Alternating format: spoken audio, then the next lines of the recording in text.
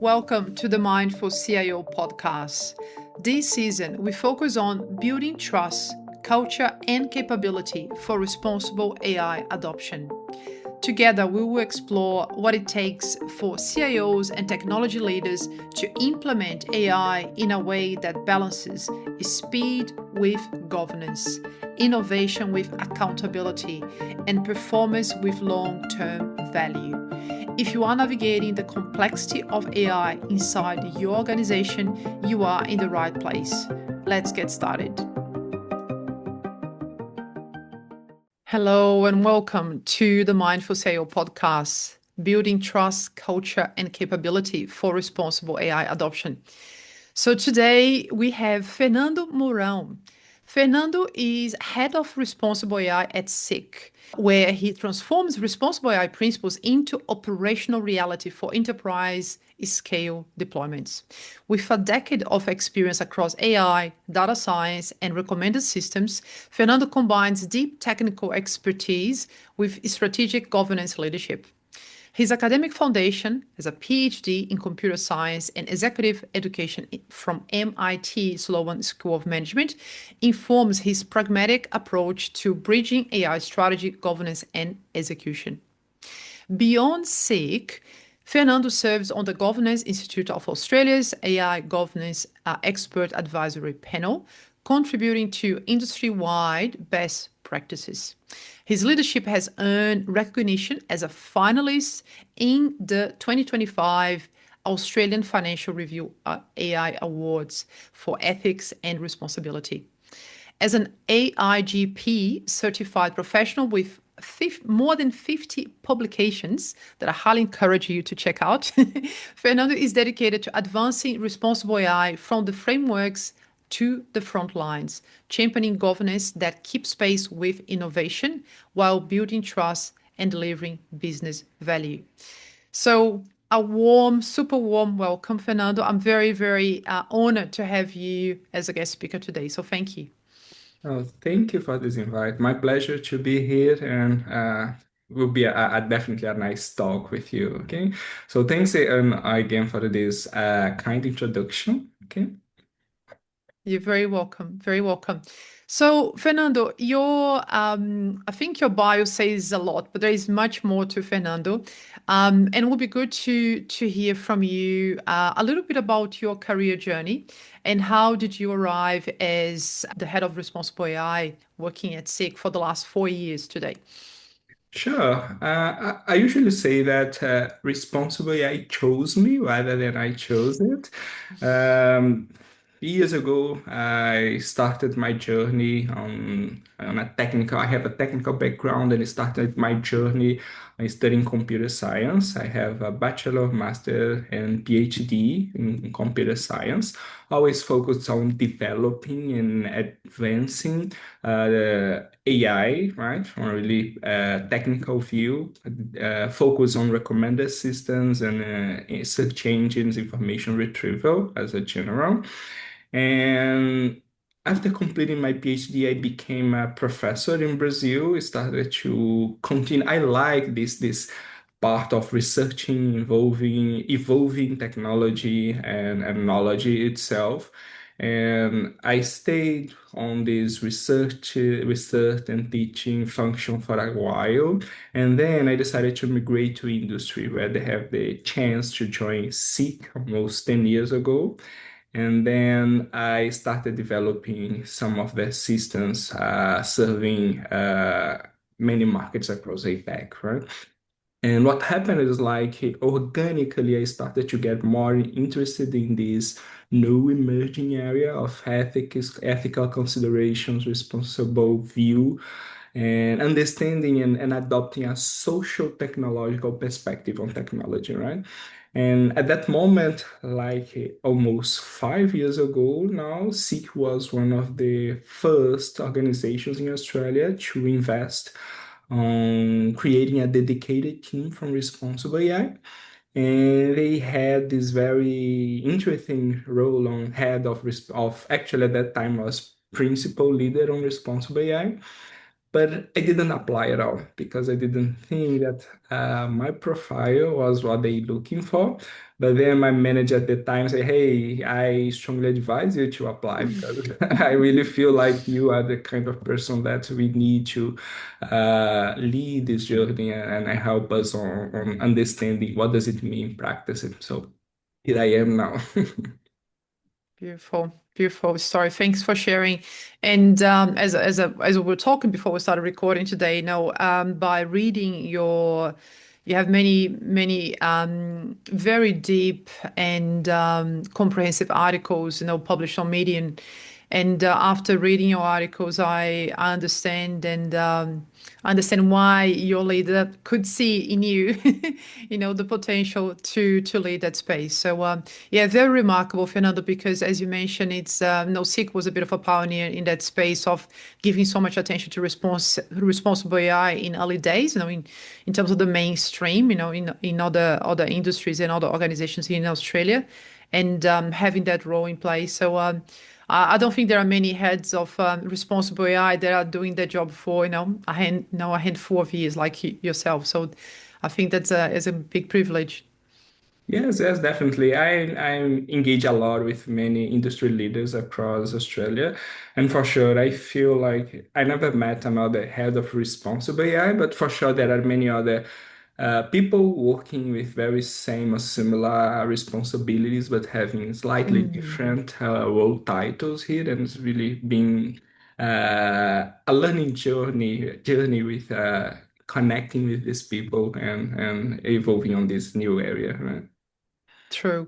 So real quick, before we actually start the conversation, I just wanted to mention briefly. So Fernando already mentioned that he's originally from Brazil. So I think we connected. I've been watching you on LinkedIn for a few years, Fernando, and we connected a while ago. And then this year in March, we met in person for the first time at the Responsible Leadership AI Summit. So yeah, was very excited to meet you in person and finally be having this conversation today. And you have also been, working study in the US before you came to Australia, right?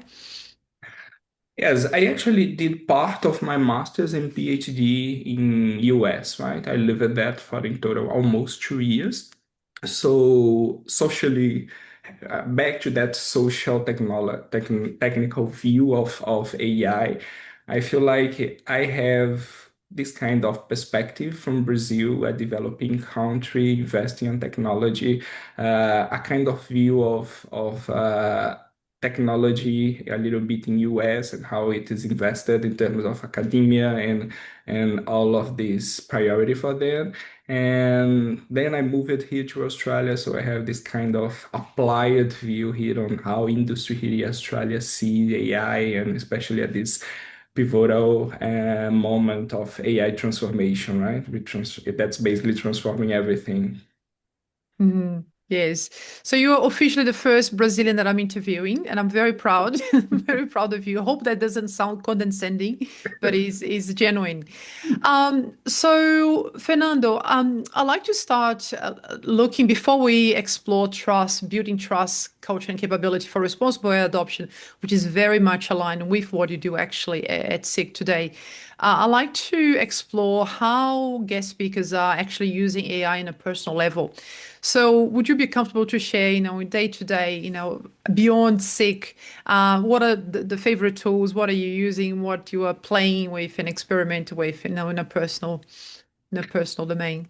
Definitely. So, in general, I'm really a introspective person, and I like thinking a lot and creating really uh, refined view of world, right? And I feel like in a individually and personally, I see AI as a really powerful way for me to help on that, right? We usually have a kind of bubble. We don't see reality, right? We see what our paradigms of life allow us to understand and see.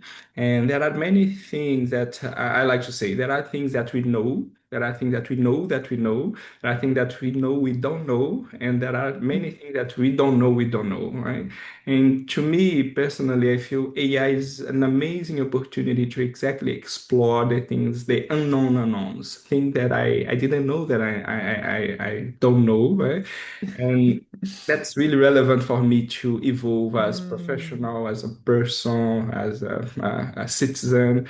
So I really use that as a partner to refine and challenge the way I see the world, expand that and flip some things in general with that, and also for any opportunity that saves me time. Right? I feel time is the most important thing we have in life, and finding or considering opportunities to use technology in general to save us time is a really exciting thing to me as well. Thank you. Thanks for sharing. That reminds me, I think one of the last questions that you asked, because you were in the panel in the Responsible AI Leadership Summit in March here in Melbourne. And I remember your answer was around using AI for helping leaders with critical thinking. And I can see the connection with what you're referring there to, helping as a soundboard and helping us to expand our thinking, Yeah. even around, bias, limited views, and, those paradigms that many of us have as humans. Cool. And if we are, a little bit more specific around, so that's I think the domain. If we look into tools, would that something that you'd be comfortable to mention the ones that you've been, playing with or not so much or? Yeah, I mean, I can say someone, but to me, tools itself, it is not the main point here, right? I feel like Mm, the conversation is not about the technology or tools itself, but the transformation process, right? The understanding of what we need to change in the way we reason, in the way we behave, in the way we work. And for that, you can start with any good enough tool, right? I use a lot for and notice that for work, we have a subset of tools that are proven by mm, organization, and for the individual mm, scenarios, I like testing different things that would be helpful for me as well. So I use things like Perplexity, Claude, and Copilot, or even ChatGPT. I like playing with some of them, comparing and understanding limitations and best use for each of them. But I feel like picking any of these relevant tools, it is really good starting point for anyone. hmm I agree, absolutely. I'm asking more out of curiosity. I mean, one tool that I love playing with, and in a personal level, it's Notebook LLM. It's specifically for mind maps and frameworks. I think does really good job there. We need to be conscious of the environment, not playing too much, as well, in terms of environmental footprint. Yeah, yeah, indeed. But thanks for sharing, Fernando. So now, if we look into, you are often a guest speaker, in panels, having discussions, which is interesting because one of your articles that was actually revisiting this morning, one of your very early articles about from 2022, I think you touched on the fact that in conferences in the recommended system space, at least back then, we wouldn't see many black researchers, being the chair and as a keynote speaker. So I don't know if much has changed, but you are definitely, often a guest speaker, keynote speaker here in Australia, at least in the last couple of years. That's what I have seen. So with that experience, what are you seeing in terms of maturity level, maturity around responsible AI adoption, especially operationalizing responsible AI? Because, the principles can be quite abstract once we bring to implementation. What's the overall sense that you have from organizations and people that you're speaking with?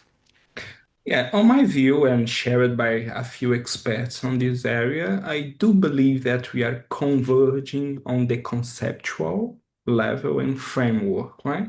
I would say that we have tons of different theoretical artifacts that support us understanding roughly things. And in my opinion, that's enough, right? We don't need more of them at this moment. And in this sense, it is not a priority. What is missing, in my opinion, is exactly okay, how can I understand and translate that to my reality? And how can I make take it to myself and to my organization in a way that's really meaningful and impactful, Mm. right? That's why I mentioned that one of the main points of my role it is operationalizing it, because the gap in between concepts and drivers and principles to low-level specification practices and behavior, it is not that trivial, and it is missing in mostly, right, in responsible AI. This is, for me, one of the main points when we look at that from a big picture, right? So this is one main consideration, but definitely there are many other challenges here that we should put together. And it's really important to mention that also this perception of what is responsible AI actually depends a lot of where you are at this journey, right? Some organizations are really advanced level. They have a truly more mature understanding of that and have different challenges, while many of others or most are at the early moments on truly understand what does it mean. So the challenges are completely different here, and perception of that as well. Yes, thank you. And I remember you touched on the fact, and I definitely can relate with my very distant background, in the technical, playing with the tools. I was a programmer. I started my career as a programmer, but that has been, long, long time ago. The fact that perhaps technical teams are not necessarily being invited to conversations where we are defining regulations and legislation, and how sometimes legal jargon and philosophical ethical discussions sometimes can be Excluding.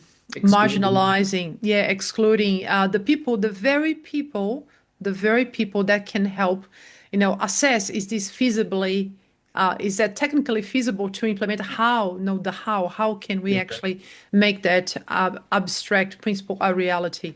So is that still the case, Fernando? Is that what you're still seeing? Yeah, I still feel and see this kind of barrier here, in the sense like what happens is like most of the cases, the people leading the conversation uh, usually don't consider the inclusive aspect of the conversation itself, right? And it's really important, because if you're talking about being responsible, it is really important to hear others of what does it mean and how to make it happen. And sometimes the technical people that will actually deliver that, it is not part of the conversation, or most of the time, right? So I can say, for the background, I mentioned that I have a technical background, right, on developing AI. And on this area, maybe it is one thing that differentiate myself, in my opinion. I'm one of the few leaders in this AI governance ethical discussion of that has this in-deep experience and understanding on developing AI. And why it matters, because I understand how these people think and how difficult for them to understand what fairness means in practice, what transparency. I usually give an example that I have a bachelor, master, and PhD in computer science. I spent decades of my life learning how to optimize a system for utility, but I spent 0 hours of these decades understanding how to measure fairness, how to measure transparency. There is a really skill gap in this whole generation in terms of that, right? People on my age that have the similar education, for sure, don't know how to do that. And it's really important for them to be involved in this conversation. Mm. Yeah, so true. A real privilege. I mean, sick having you on board, right? Because as you said, I think it's a very rare um, situation when a professional has that exposure, that background, the technical background and understanding from a governance perspective and responsible AI principles and frameworks, legislation, etc. You're a true unicorn, Fernando. So you touched on fairness, and I haven't checked that with you, and I hope that's okay. But I took the liberty to capture one of your models. And this is completely unscripted, everyone. I mean, as the rest of the conversation anyway. So I'll share here my screen for those who are perhaps listening through YouTube and can see this. But I'm just sharing on the screen the model, the aptitude-based model that you shared in an article. It's been a few years, so things could have changed. And I don't know if you remember this Yes, one. yes, for sure. Yeah. So you spoke about fairness in the context of recruitment. So I'll stop sharing because I think that's enough reference. And I probably would add to the show notes for people to check out that article where you speak more extensively about applying fairness to the recruitment industry.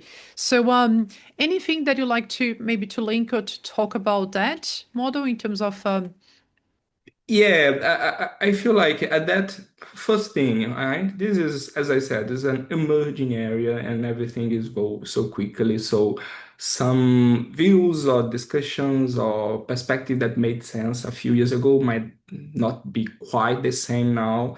Uh, and it's the same for similar discussions everywhere in each of the domains, right? In this specific case, if I remember correctly, what I'm trying to make it clear here it is exactly uh, two critical points for me. First one is we really need to be explicit and deliberated by the intentions and the impacts we want to bring. And this is really important for fairness because it means that we need to make it really clear about where do you want to achieve, right? Our final destination there, and how to describe that in a really tangible or quantifiable way. And also understand the gaps of the existing status quo that make you to move towards a better direction. And the point here is exactly understand that at the moment, right, we have a standard of skill-based hiring process that compared to what used it to be, that is meritocracy and all of these of qualification aspects, is far better in terms of fairness because it tends to focus on what you can demonstrate in terms of professional capabilities and things like that. But even so, it is not the best. There is always room for improvement and aptitude based hiring. It is a way that I saw at that moment to how to even improve what we have at the moment, because even when we talk about the skills, we have some contextual, social variables that are not legitimate and give some demographic groups more privilege for others compared to others to obtain some skills. So, for example, if we consider, like put myself, right, people from developing countries with less opportunities for achieve a relevant role at big organizations, they could not develop some skills on that, but not because they are capable, because they didn't have the opportunity of that, right? And how can we better balance that and internalize that to algorithms? Because the point it is not just understanding this difference, but make it clear enough for an algorithmic solve or trying to address this kind of imbalance and bring over time more and more a fair view of work, right? This is on point of understanding where we are, where we came from, and where we want to go. And a second point about that is about most of these concepts, while they are straightforward for us to understand conceptually, they are not intuitive and straightforward to translate what does it demand from us, right? I feel like in practice, what one of the most challenge of responsible AI is exactly make it more tangible, concrete, intuitive to people, right? Even the very concept of being responsible, I always mention that. What does it mean if I say that you are a responsible parent? What does it mean? Definitely, you need to set clarity on that. Otherwise, people will have completely understand. And when in the absence of consensus, you won't achieve a valid, significant outcome, right? Agree. Yes. Thanks, Fernando. And just to maybe to add a little bit of a context to to what we're discussing here. So in this piece that Fernando wrote was about how bias can be perpetuated. So people, let's say, I think one of the key criteria for matching, candidates to jobs could be around, education or having the best degrees, the best institutions, or having the skill, the experience, and that could actually perpetuate the fact that people will be always matched to those. And we have minority groups who are not given the chance. And I think the rationale was to use merit or competency and motivation, which was number 5 in your model, Yeah. as an element. And actually, when I was reading that, it reminded me of the diary of a CIO, Stephen Barrett. I Mm. don't know if you follow him, but every now and then he's on LinkedIn and making announcements that he's hiring, and he goes like, "I don't care about your education. I don't care about where you worked. I want to know, are you motivated, and have, are you competent, etc." So very aligned with your thinking back then, Fernando. That's good to hear. Yes. So, shifting gears to you mentioned that analogy of, what is responsible AI. So if we actually step back a little bit and define, different people might have different views on what responsible AI. And I love your analogy of are you a responsible parent? How do we measure that, right? It's definitely not regulation and compliance only, right? Yeah. It's beyond that. And you spoke about organizations using 3 foundations when navigating that challenge. So around purpose, having clear purpose, values, and capacity. So would you like to elaborate that a little bit in any comments around Yes, those yes. foundations? Yes, I feel like it is really important to start with being honest with yourself and about your awareness for that journey, right? Another analogy that I like using here is like, you start running. Suppose that you start this week running 1 kilometer every single day, right? You start on the first day, second day, third day, etc. And on the next week, in the next week on Monday, suddenly you wake up and say, "Hey, I'm ready to run a marathon." That's not realistic, right? And that's what is happening with many organizations. They start to piloting here in a really small context, and suddenly they say, "Hey, I'm ready to adopt AI." And you need to be honest about your readiness to this because it is not a short sprint, it is a marathon. And you need to understand what it takes from you. And that comes back to how to measure that and understand what you need. And in my opinion, we have these pillars, starting first with your purpose, right? And starting, okay, you want to run a marathon, but why? What is the value of that? And what do you value most here on this? So it's really important for you to have clarity on that and purpose because that gives you make you focus even when things gets difficult, right? Because it will get. So it's really important for you to understand that you also need to have out of the capability here. You need to understand that it is a training process and for marathon, right? And in parallel for your organization, you need to understand that this is a huge challenge and you cannot solve that by yourself. You need people capable to solve this huge challenge for you. So you need to develop this capability here along the way, and slowly that you cannot simply wake up and say, hey, we have all I need here, because Mm. it is not what happens in many of the similar situations, right? And this the idea of using these pillars in exactly this analogy, it is giving you a sense of how hard is this journey, how ready you are, and how can you plan yourself to improve and slowly get that in the timeline you can do and you should do that. Thank you. Very thoughtful, very thoughtful approach, Fernando. And I'm listening to you, I'm thinking, yes, so what's the value? It takes time. It doesn't happen overnight to build the capability to have the people in the organization to help to support you to get there.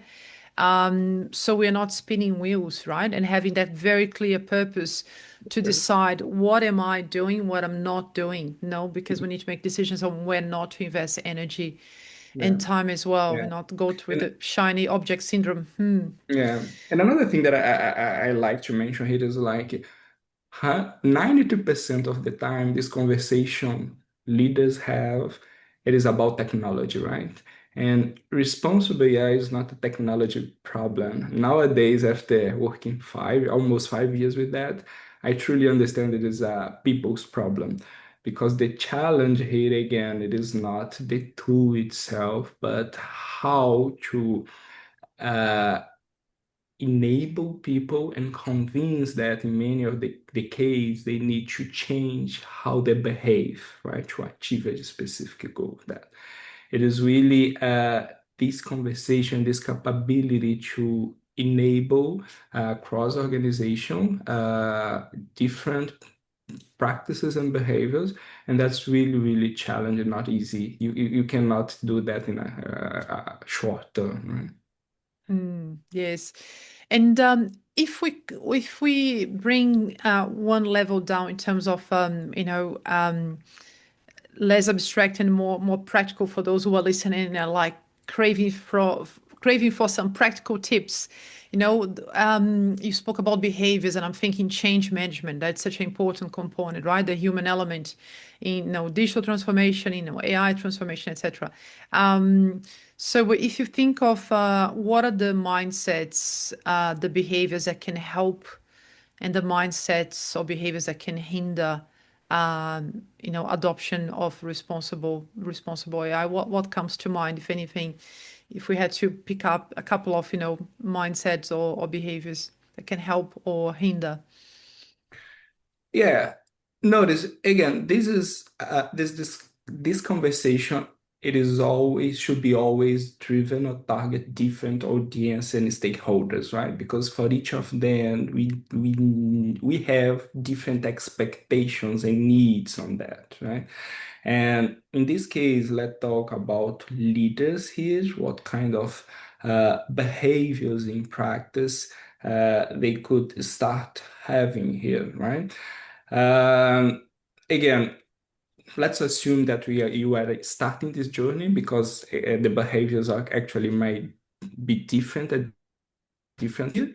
But if you are starting the journey, it is really important for you first enable a clear and standardized conversation, right?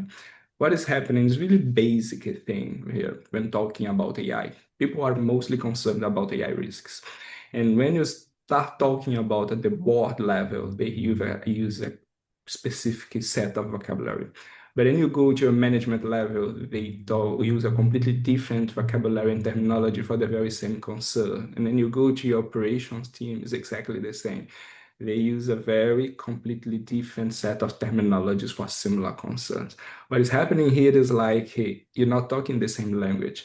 So starting by talking the same language here. So a very basic thing is like we started long ago. We created a taxonomy of AI risks for the employment market that are most pressing for SEEK. And why it's important?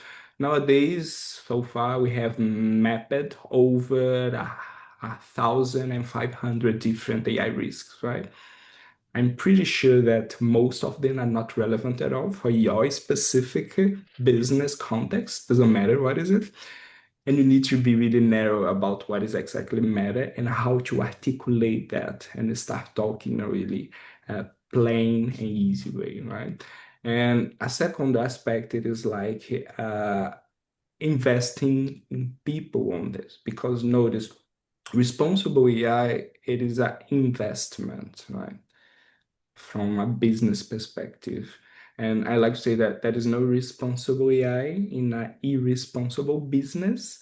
And you need to invest on people, allocate someone to think on these problems because they look simple, but they are not. So you need someone dedicated to that. So you're starting to invest on people that will help you to build this and along the journey, right?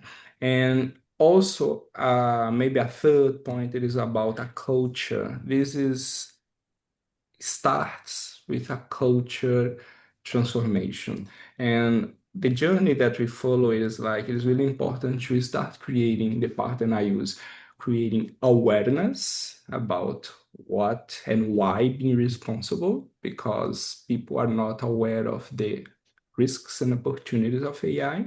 So it's really important they start understanding that. And then we have a second phase of creating empathy, because I might be aware and understand one thing, but I not be empathic at all and don't care. And in some domains like ours, it's really important for people to have this empathy and have the good willing of changing, right? And once they have awareness, empathy, we create ownership, okay? Because it is not enough to have an empathy and do enough. I like to say the world doesn't need ethical people anymore. We need people, and especially professionals, who acts in favor of what they believe. And that comes with ownership in the sense of, okay, I have a piece of responsibility of changing that. Let me try to understand how I can contribute to achieve this goal of being responsible or ethical or something like that. Love that. Thank you, Fernando. Yes, really, really love that. And you mentioned believe. I don't know if SICK has a manifesto or something like that, but I noticed a couple of times that you mentioned in your articles. Now, at SICK, we believe that. So there is a very purpose-driven organization, from what I can gather. Yeah. Yes, yes, I'm very lucky in this sense because Seek is a really mission-driven and value-driven, right? We have a clear mission, and on that mission, we set some clear principles and views and values that upholds that. And it's really important that we have executive level buy-in to translate these values into investment and practices, right? So it's really uh, essential to start it and continue the process. Hmm. Interesting that you spoke about building a common language, right? In other words, so having that common language across the different levels of organization and the risk taxonomy, so we are not referring to the same thing with different words and then creating confusion and lack of clarity. And again, I can't stop referring to some of your articles because they are so good. Now, you wrote one about decoding AI regulations, now striking the right balance for preventing and remediating harms. And I remember you saying something around, I think I touched on that already, the fact that yeah, responsible BI should really go beyond, it shouldn't really sit in a risk function, which is really solid, should be really horizontal, no functional. And you even give the few fundamentals around, how organizations should be a no-brainer, comply to the law and regulations. That's non-negotiable. Prevent harm where possible, but also be able to remediate really quickly and then have that clear accountability because, of course, we cannot make an agent accountable, right? In the end of the day, the humans behind AI need to be accountable. So I don't know if you have anything that you'd like to add in this topic of risk management and those four elements there. Yes, yeah, that's a good point. And what happens? Historically, all of these ethical consideration, responsible AI grow stronger on highly regulated sectors of economy, right?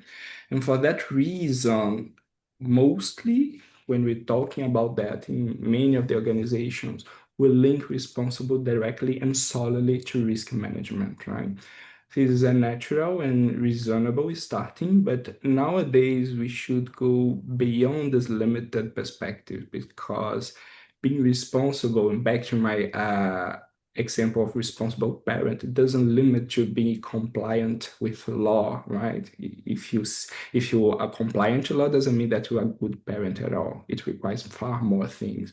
And nowadays, again, after many ways of framing responsible AI in a more business-friendly way, my current understanding is like responsible AI, to me nowadays, it is like a navigator program. And the actual and unique value that responsible AI brings to your organization is a strong posture for you to address fear and uncertainty come from AI, right? I mentioned again in that presentation you would join that people don't fear technology, right? People fear uncertainty. And responsible AI here is exactly to help you understand, uncover, and address all these levels of uncertainty that your board will have, your investors will have, your directors, your managers, your data scientists, business analysts. Each of them have different levels and sense of fears and uncertainty. So that's why we need a horizontal and holistic program that helps you navigate and understand that in a really confident way. So that's why I frame responsible AI and I see it as a unique value that differentiates it even from simple governance, right? Because being responsible talks to culture, governance, strategy, operations, and many other things. Mm, yes, and that kind of links back to culture. And I love your point around starting with awareness, developing awareness, and empathy is new. I haven't heard people talking about responsible AI and empathy, Fernando. So it's definitely a new angle, but very, very important one. Yeah. Um, And let me add why I figured out that empathy is important. Because at the end of the day, I realized that the practices we ask, it is not a thing that we can mandate, right?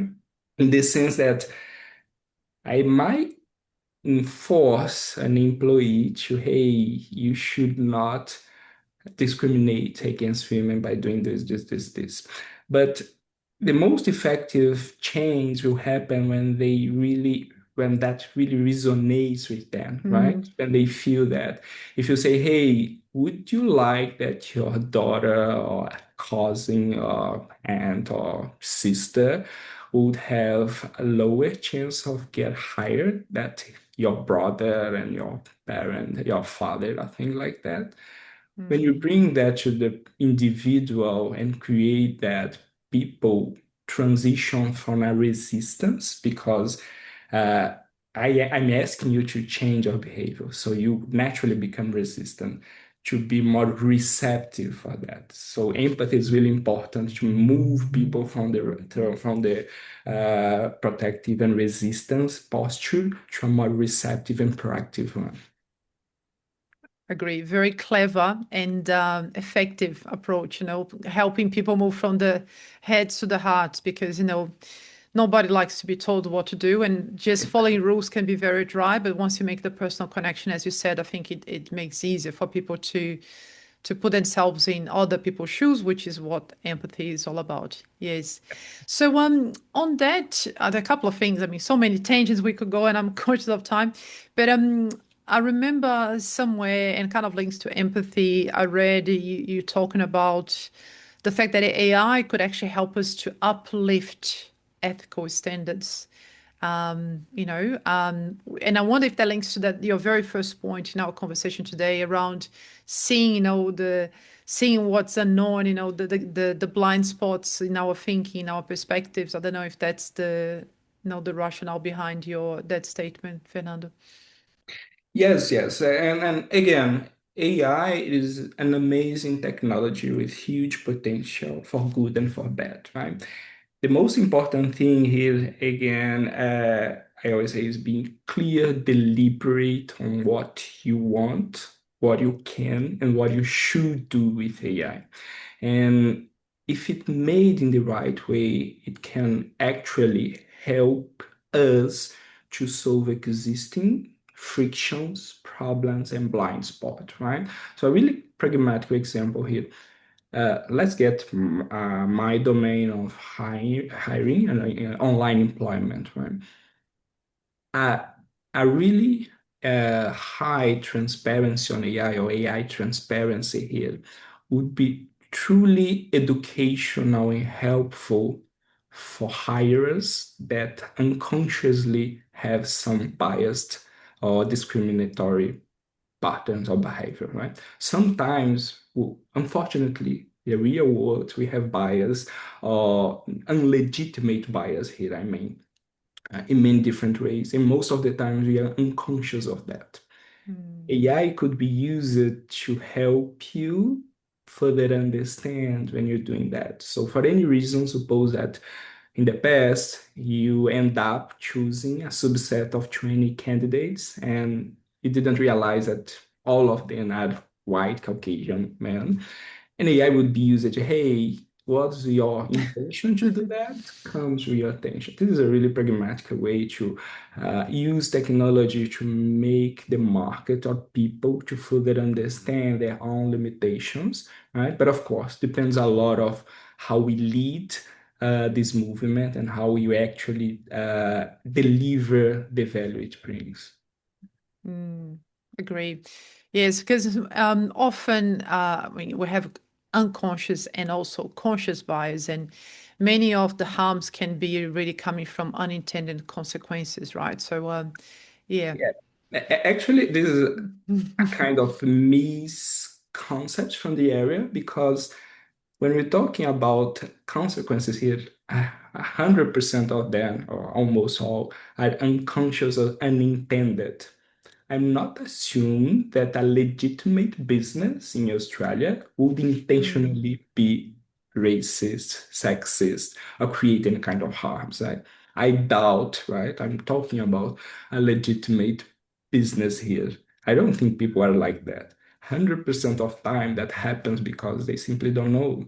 And again, it is the unknown unknowns here. And if you mm, can use AI and that's a really important thing because AI it is actually an accelerator and is and put the scale on wherever you have, for good or for bad. If you have good behaviors, it might amplify that. But whatever frictions and gap you put that, and if you don't know, it will amplify as well. So that's really important to have leverage this understanding here. agree. Agree. 100%. He's a big amplifier. Wow, so much. And so much that I still want to explore. Fernando, we haven't even started talking about agentic AI, The and now most how to manage, informative one. how to manage, blended workforce and etc. But something that I want to share real quick back to that topic of risk management. Sorry, we're going back there, maybe just to close the loop, if that's okay. Um, you mentioned in that article a couple of frameworks. You mentioned the European AI Act, the UK approach, and the US, the NIST framework.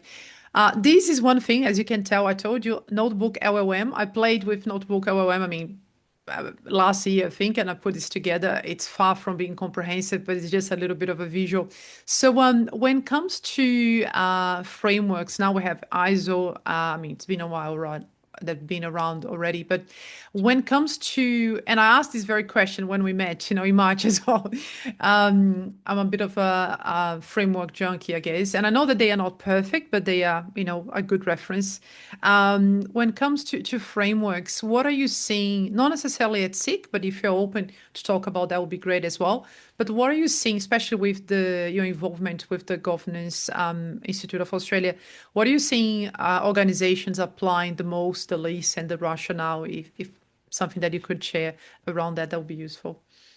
Yeah, this is a really great summary. In my perspective, these are the main and most influential frameworks we have, right? And again, back to that, my original answer, I feel like the way we should use that as a starting point.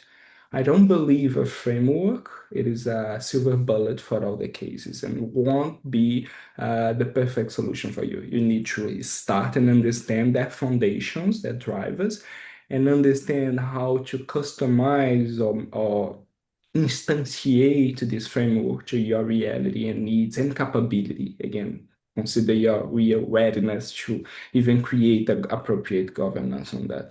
And each of them have complementary perspectives, seek effectively use it almost all of them, and I'm across all of them. It's really important for me to understand these differences.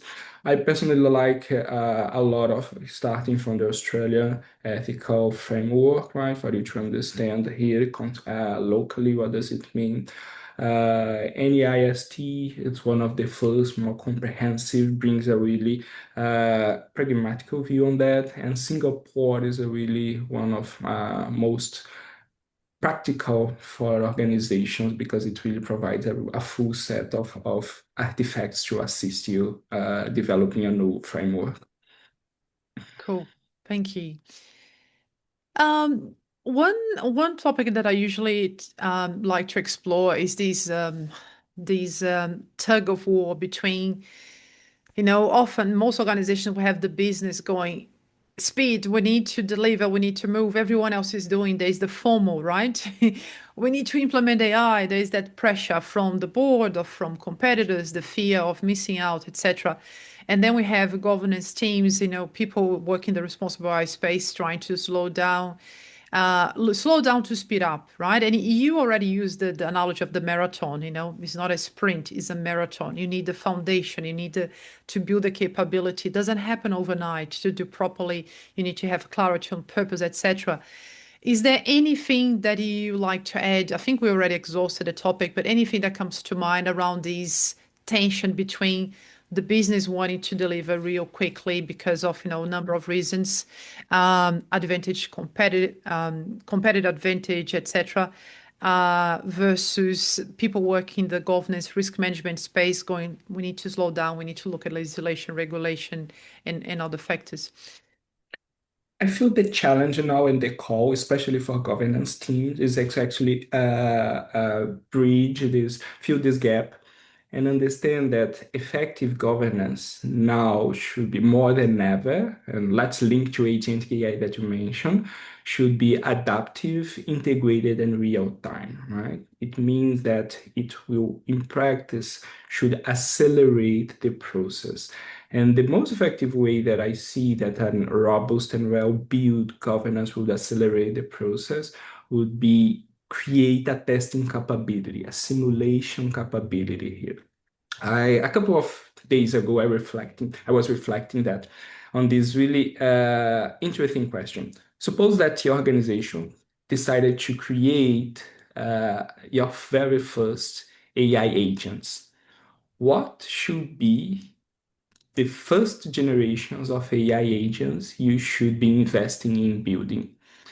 In my view, from a governance view, it is like organizations are doing that wrong because the right move should be first create AI agents capable of testing your product and operation agents.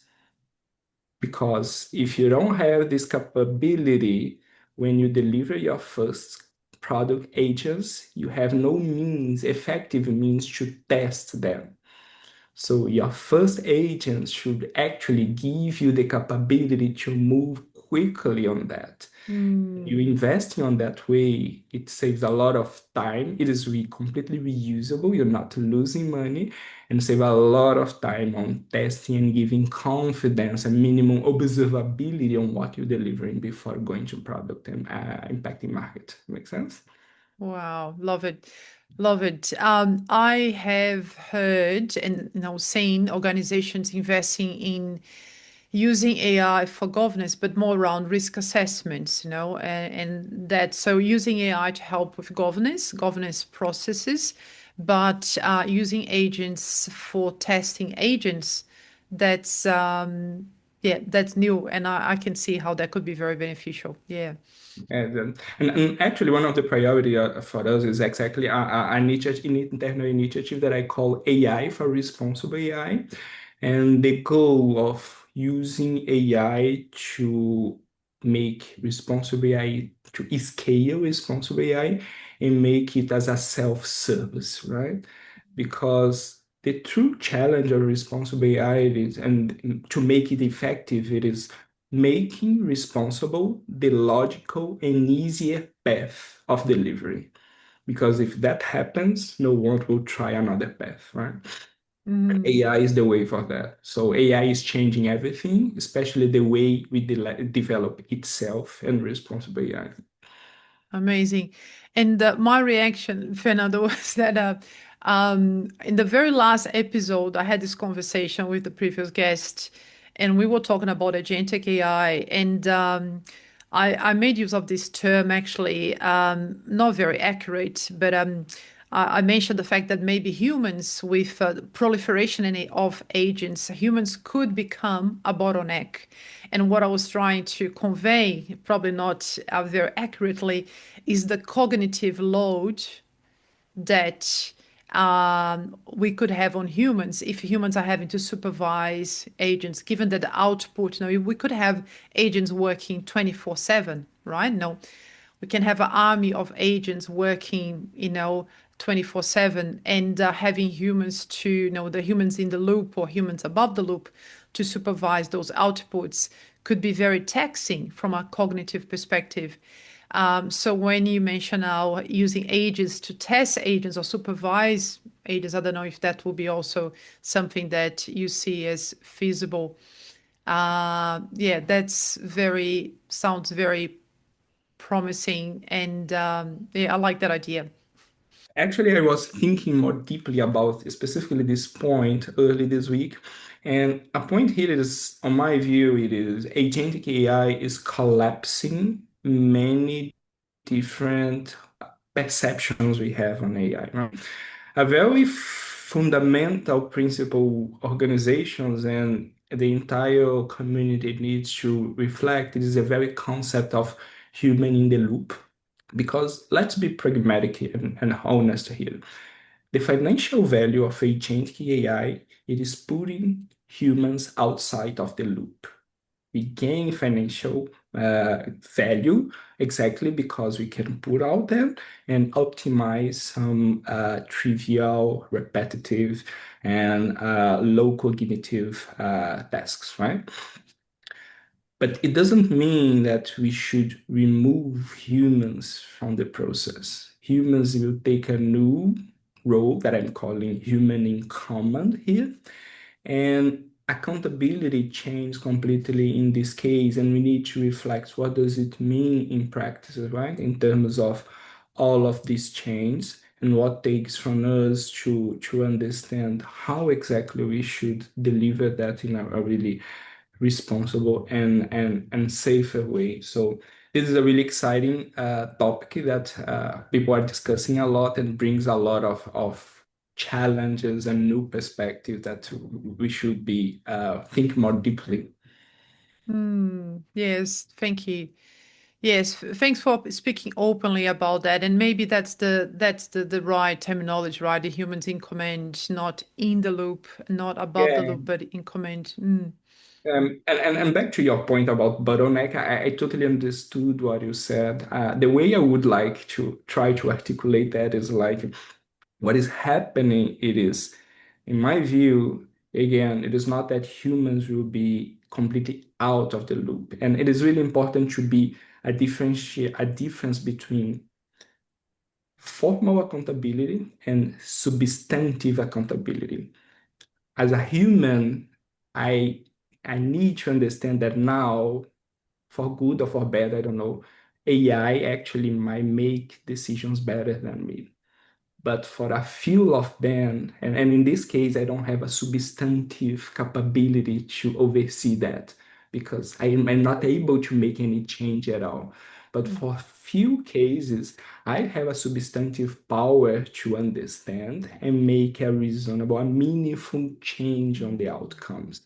So I need to understand now as a human what exactly the points where I have substantive power to uh, supervise and change outcomes, focus my effort on that, and become an expert on these points because these points will become less, but much more complex. We need deep thinking on that, and is incapable of doing that.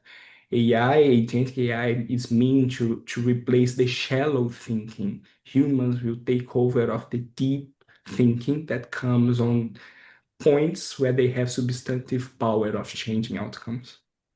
Mhm. Makes Hmm. sense? Yes, it does. It does. I guess a couple of things comes to mind when I think of AI in decision making.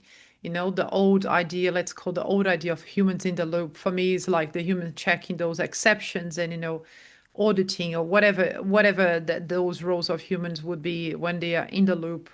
If AI is making decisions, and so that's one thing in my mind right now. And another thought bubble is. When we speak about AI, maybe it's important to differentiate, Gen AI, which is probabilistic. Please correct me if I'm wrong with my limited understanding, no technical understanding, versus the old AI, which is more deterministic. So when we look into probabilistic AI and decision making, just it Not makes me quite. a little bit nervous. Actually, even If the we don't have humans in the traditional, loop, yeah. even the traditional AI, it is mostly probabilistic. The deterministic one was the very early, like in the 70s decade, right? When we have the very first idea of artificial intelligence. But even 90s, the concept of AI and data processing was relies heavily on probabilistic frameworks. What is the difference here? I guess that the main difference from the standard machine learning and even Gen AI and agentic AI, again, it is the idea of collapsing the chain. It is because in the past, machine learning used it to create predictions. And we have a really good golden rule in responsible AI that says prediction is different from decision. So we use it to have a clear accountability switch point where AI provided prediction and a human should be responsible to transform or not this prediction into decision. This is what used to happen. Agentic AI changed that because the outcomes are not predictions anymore, are actions. With agentic AI, it is able to act on the real world. So the impact it is already embedded on the outcomes. So there is no more accountability switching point in the process. The accountability was shifted upstream to designing moment of the agent, right? So this is a really, in my view, in terms of accountability and governance, a really tipping point that we need to understand now. So we touched on the capability a couple of times.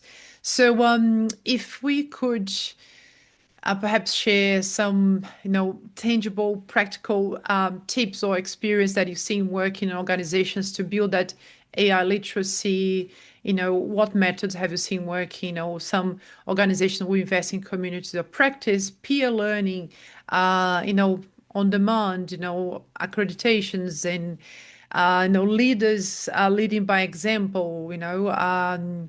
There are many, I think, many possibilities there. But in terms of building the capability across the organization, what's your experience, or what would be your, maybe top tips?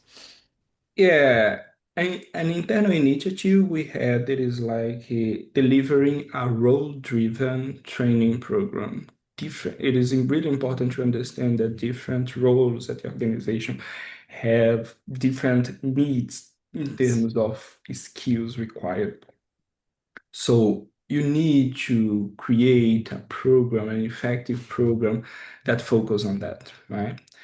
And a second important understanding here, like, is that when we talk about upskilling, usually the technical skills here are not the most important, right? Because as the Gen AI get more and more intuitive and easy to use, people kind of start understand by themselves how to better use and personalize the use, right?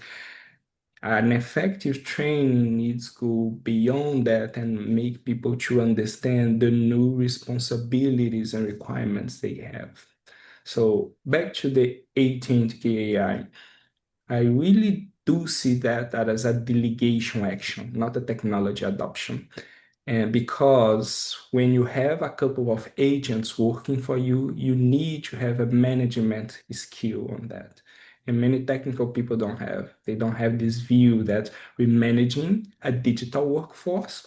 And now we need some supervision roles or new guidance and new many other things that it is far beyond simply configuring an agent, right? Yes, thank you. And that reminds me another article that you wrote talking about delegation and what should we and when should we delegate freely, delegate with oversight, or never delegate. And I think that was in the context of this hype around productivity back in, I think it was last year, you wrote the pitfalls of hollow AI powered productivity. But anything that you'd like to comment in terms of when to delegate, when not to delegate, when delegate with oversight? Yeah, I would say that we have at least two levels of consideration, at the organization level and an individual level. And in both cases, we need to understand what are the critical skills that make me uniquely human or uniquely positioned to be differentiated from my competitors at industry level or at professional level, right? You should not start delegating things that are as critical for your critical mission delivery, because if you delegate that, if you rely to AI, you start losing know-how, and it's really problematic for you in the long term, right? That's my view. And individually as well, you need to understand on your individual view and professional perspective, what does it mean for you to be a unreplaceable person or a valuable person or professional for an organization? And actually, how you can use AI to complement these very unique skills rather than delegate to them. So, for example, in my case, I really like this idea of thought provoking and capability to dive deeper on that. So, I truly use AI as a partner on helping me to make my thoughts sharper and land to ground, rather than asking AI to do that for my on my behalf, right? Love that. Thank you. And you mentioned, individual and versus organizational level, and that reminded me of conversation I had in the last episode with Greg, where you spoke about how, Gen AI, there was this, talk about I think the last couple of years around productivity, but then more in the individual level. And now with agentic, we're talking more about improving workflows, and adding value and moving away from pilots and proofs of concepts to delivering real value, in a larger scale. So I'm wondering, in terms of use of agentic AI, so you might be aware, Copilot, you can now create your own agents, as an individual. From a governance perspective, having worked in governance many, many, many moons ago, it sounds like a bit of a spaghetti nightmare, having, individuals creating their own agents. Of course, for applying employing AI for workflows and cross-functional applications. Of course, we need governance there big time. But in the individual level, do you see that as a bit of a concern that also needs attention from governance and responsible AI? Or Do you feel that individuals using their own agents, Yes, it's definitely. okay? There are a lot of concerns, challenges, and open questions at different levels, since from very abstract and ethical to more pragmatic, right? From pragmatic and industry and organization level, a really important aspects on my view, it is like the importance of managing it as a digital workforce, right? Because let's imagine on the aggregated level. Suppose that you have thousands of employees and I don't know, 30% of them decides to start using agentic AI and delegate this day-to-day repetitive tasks to the agents. A couple of things start to happen here. What happens when some of these employees leave the organization? What happened to the agents? Because when you have static documents, the knowledge is still there. But if you don't manage the agents properly, and when the people leave, Mm. uh, you lose this active capability. It breaks part of your business, right? Running your activities on the day to day. So I feel it's really important to onboard agents in a very similar way we onboard people at organization. Because you always have a supervisor. If your supervisor decides to leave the organization, you automatically have a new Mm. supervisor. And these are basically pragmatical examples of how we should start seeing that as a delegation process and manage that in the similar way we manage our teams and human resource. Mm-hmm. Brilliant, brilliant. Thanks so much, Fernando. Yeah, completely agree. And I'm glad that you are aligned with that view as well. Something else that comes to mind is also if I create my own individual agents, if you happen to use in your team, if I break and I leave the organization, it's gonna break your workflow and, etc. That could be a bit of yeah, a bit of a chaotic situation there. So I like the idea of onboarding agents as you do onboard a human employee. Yeah, treating as a digital workforce. Thank you. Final one topic, Fernando, around trust. So, and trust, I think we could again look at trust, in this context in different levels. So, employees trusting AI, organization being a trust organization in terms of how they are employing AI, if they are being really purpose driven and responsible in their approach towards regulations, vendors, customers, etc. So, just curious, yeah, what comes to mind when you think of trust? What can build or not to use the word break trust, I think, instead of destroying trust, but breaking trust in this context of responsible AI. Yeah, that's a good question. While I'm usually concerned about uh, the trust itself, right? Because it's been so overused to so many contexts and meanings that's really difficult to actually bring that to a concrete view, right? My view here and how responsible AI actually can 2 points, right? First, how responsible AI can help you on trust and how it is linked to trust, right? I feel again, my framing it is responsible AI, it is a navigator program to deal with uncertainty. If you provide clarity on the concerns people have fear of, or are uncertain of, you have a clear path of creating and building this trust, right? You have actionable way and demonstrable way. Because the point of trust, in my view, is like being able to demonstrate and sustain that in a really meaningful way to people. And it means different things. For example, you need your staff to trust your strategy on your AI adoption, and they need clarity on board where you want to achieve with that. Because if you don't give clarity that how you're going to use AI agent, people will have fear that they will be replaced by the agent they are very configuring at the moment, right? So it affects your internal adoption. In the same way, you need to provide a trust to your leadership in terms of what they need to have in mind when designing some directions and plans, because otherwise they try to go to different ways of creating value with AI, and you have a messy scenario here. I feel like AI, responsible AI, trying to connect the dots around bringing a cohesive response to uncertainty in many levels that directly relates to trust. But it's really important, and that's an invitation I have for those considering working with responsible AI, is to go beyond this simple and direct link of responsible AI with trust.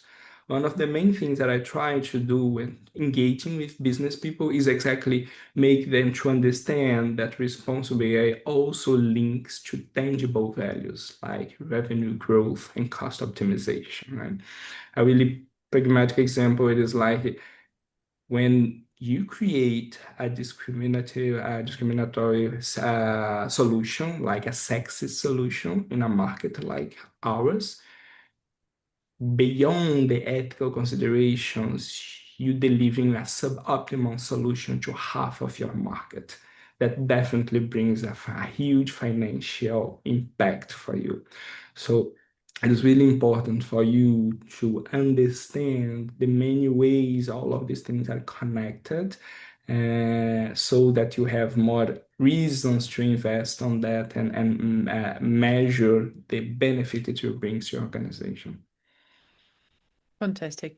I love that. And that reminds me of diversity and inclusion being good for business, right? Being good for the bottom line, I think is the same. We could do that analogy that responsible AI can be good for business as well. In the same way it can be translated in the bottom line as well. Exactly. Wonderful.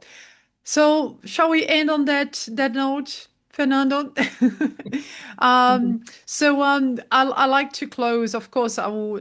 If you're okay, I'll share with the listeners. I already mentioned that you are a thought leader and have many articles published on Medium. I haven't seen your articles on LinkedIn, but I'm assuming that you're happy for people to reach out and connect with you on LinkedIn if they would like to, to have a chat and learn more and pick your brain. Definitely, it would be a pleasure. Yeah. I'm always excited to connecting with people and exchanging perspective and experience. Fantastic. And if you have, we covered a lot of ground, but if you have maybe some final words or maybe a final gold nugget to those listening, any final thoughts around people who wants to build trust, capability and trust, build capability, trust and culture for responsible AI adoption. Does anything else comes to mind that you'd like to share as we close? No, I mean, a very pragmatical advice I give to leaders on this area, it is basically stop seeing responsible AI as a compliance check or requirement, right? And start to seeing that as a strategic investment that will uplift your potentials of translating AI investment into value delivery. Okay, wise words. Thanks so much, Fernando. It's been a pleasure, and I look forward to maybe meet you in person sometime soon. Definitely. Be a pleasure. Okay. Thanks once again. Thanks so much, Fernando. Bye for now. Thanks for tuning in. If you're finding value in these conversations on responsible AI leadership, please subscribe and share the podcast with fellow CIOs and technology leaders. Together, we can shape what responsible AI adoption looks like in practice. See you in the next episode.